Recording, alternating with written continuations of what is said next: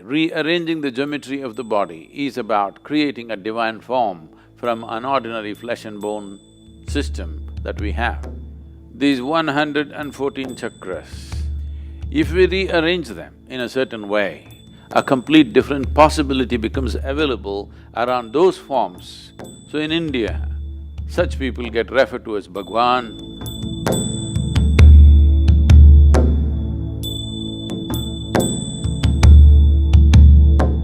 What we refer to as the universe or as cosmos is essentially a complex amalgamation of forms. All these forms, planets, stars, the whole systems, these are all forms. When these forms evolve over a period of time to become efficient forms, seemingly perpetual, they have become seemingly perpetual in our experience because of the perfection of geometry that they have arrived at. It's not something that it suddenly happened. Each one of these forms have evolved over a period of time. Certain forms which evolved beyond a certain point.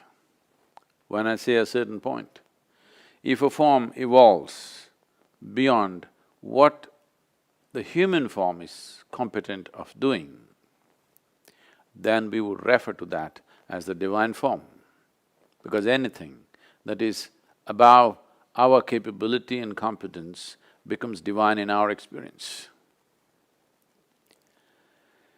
So when we say divine forms, the misunderstanding in the monotheistic religions is that those who have many forms have lost their way.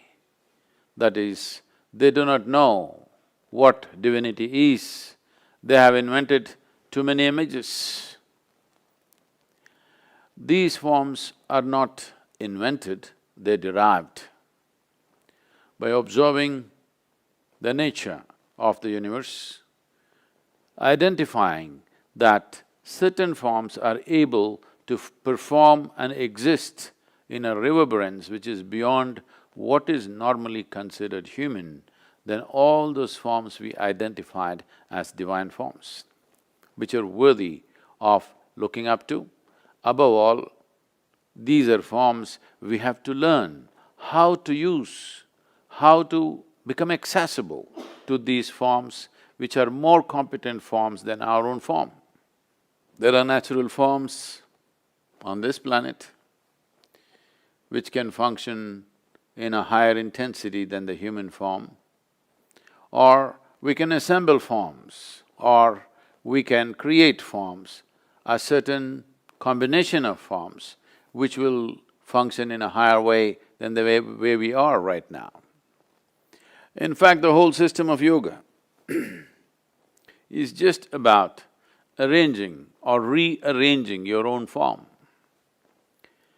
These 114 chakras, which are a certain energy forms by themselves, if we rearrange them in a certain way, the same human being who was just flesh and blood, living within the compulsive nature of that dimension of life, can suddenly be transformed into a higher possibility.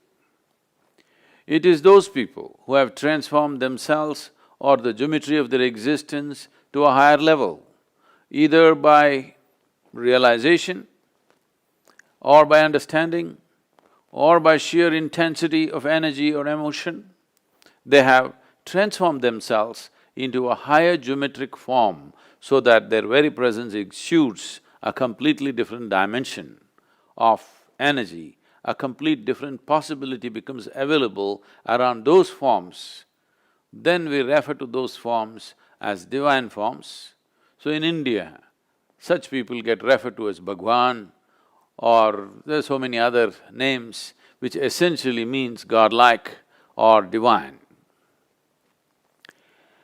The nature of the human body has come with a certain arrangement. There's a whole science which has become a very quasi kind of science these days because of the intuitive sciences have fallen on bad places because general integrity in the society has fallen. People start saying things, guesswork is considered intuition. Otherwise, whenever a child is born, usually in India, they used to call a person who's intuitive, who'd come and observe the geometry of the child's body and would say, this is what is possible in this child's life. Not by looking at the stars, but simply looking at the geometry of the child's body, the energetic geometry of the child's body. Probably most of you have heard about how a certain person predicted Gautama, the Buddha's future. He said he will either become a great emperor or a great saint. So this may, for logical minds, this may look like, oh, this is, come on, this or that. Both sides of the coin, if you say you're bound to be right. No, he's only talking about looking at the intensity of the geometry. He's saying, either in the material world he will achieve great things. Because he's a king's son, he's saying maybe he will become a great emperor.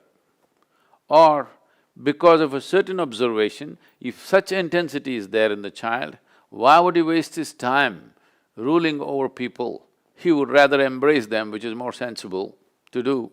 He would rather transform them, which is more sensible to do. So, he said the intensity is going beyond being an emperor. Being a king's son, probably he will become an emperor.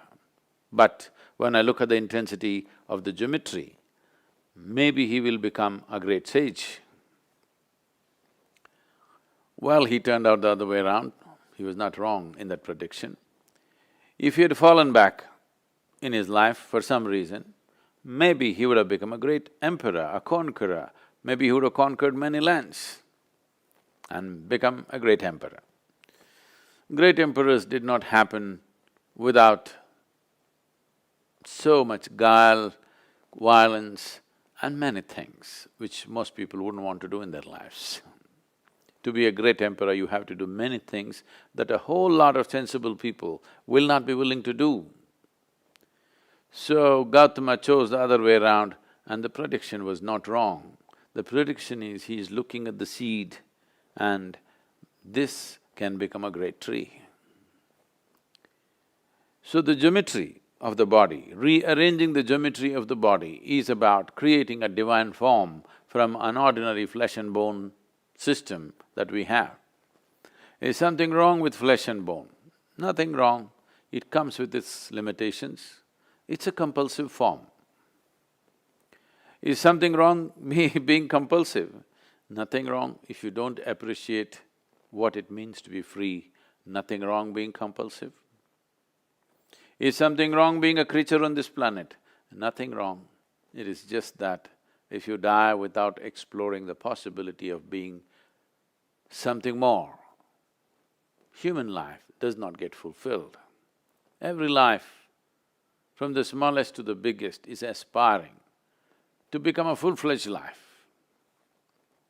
Because the human being has come with this possibility which is quite limitless, because of that, people are trying to fix their ambitions and goals in their life. What is a seamless possibility? People are trying to fix it so that they will feel like achievers. If they pass an examination, they feel great. If they get a job, they feel great. If they earn $1 million, they feel great. Some nonsense like this.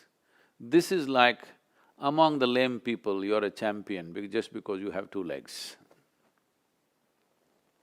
Human possibility has come with a seamless possibility. There is no way you or me can fix a goal, if I reach this, I'm done. It's a stupid way to culture one's life. If you arrange your inner geometry properly, this becomes a machine to go very far. How far it goes internally is entirely determined by the human being, the individual being. But how far it goes in the world are determined by the times, by the society, the social structures, so many things. You may get knocked down on the way.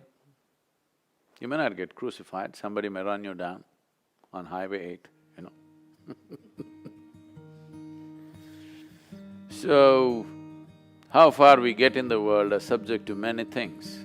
How far we get within ourselves is just a question of arrangement of geometry, understanding, realization, understanding and the competence of being able to arrange it. The whole yogic system, starting from the physical phase of asanas to everything, is essentially to reorganize or to re-engineer our geometry in such a way that it begins to function in a way that you have not imagined possible till now.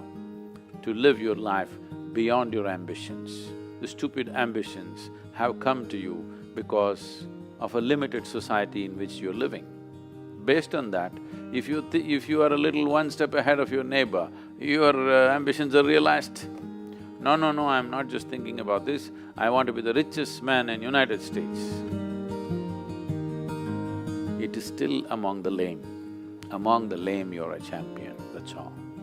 So, a seamless possibility need not be encapsulated into something silly based on the circumstances in which we are living right now.